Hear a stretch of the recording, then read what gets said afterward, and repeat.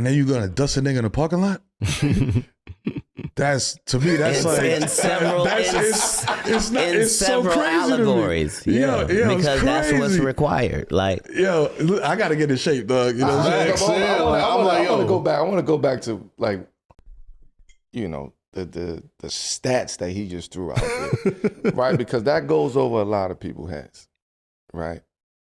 That 60, that 40, that you know the amount of stand-ups, like those numbers, niggas ain't doing those numbers, bro. Like when we talk about, you said 60, how many 60 what?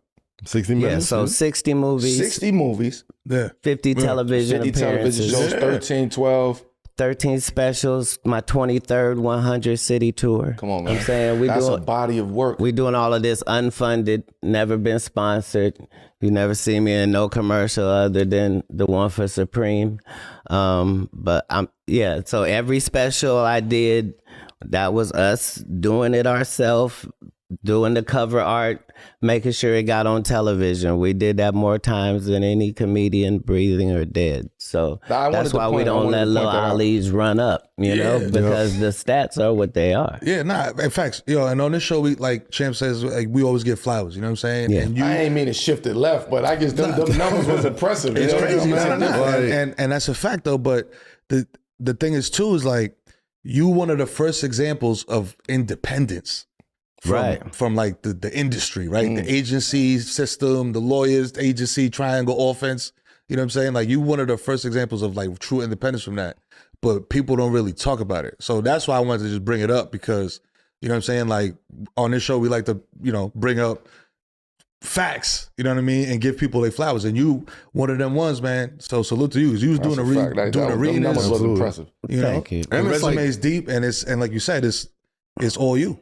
You know what I'm saying? And you've created a model that I think any stand-up comedian that's trying to get on now in 2025 is trying to emulate.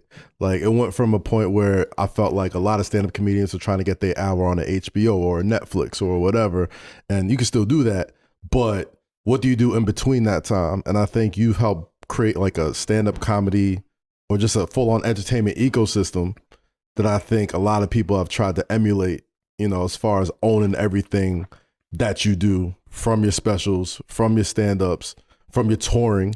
Like I know we spoke off camera about like, percentages of tours, not even like getting booked for shows. Like you own a piece of the house every night you go out there. And I think that's not talked about enough as far as like how much of a rarity that was 20 years ago. Talk less than now. Independence and ownership are your rights. But you have to understand that you come in with those. You come in with those. So we, in doing the specials, we weren't handing over ownership. We were doing 100 cities to make sure that it was sharp, then shooting it, making sure that it was television quality, paying for the production of it, and then licensing it.